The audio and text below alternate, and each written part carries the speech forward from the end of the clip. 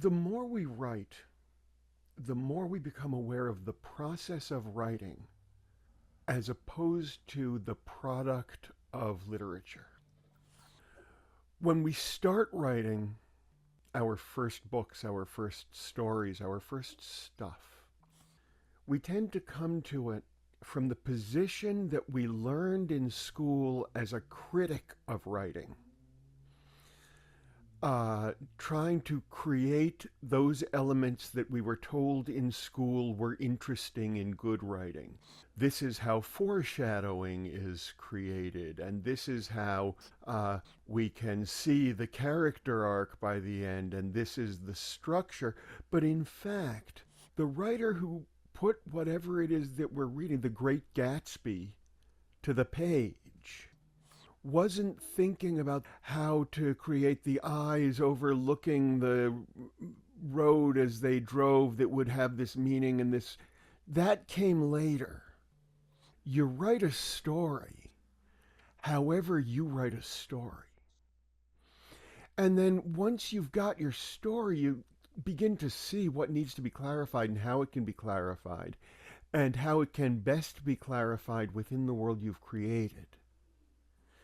And it's by staying true to that world and to your voice and your understanding of the world you are expressing that the elegance of story elements naturally come into play before you reach the final draft, as you reach the final draft, before you proofread.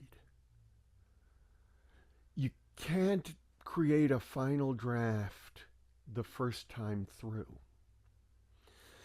And the more you become aware of the place you are in process now, what do I feel like when I'm doing a rough draft? How do I do that? What does my mind do as it's putting the story together?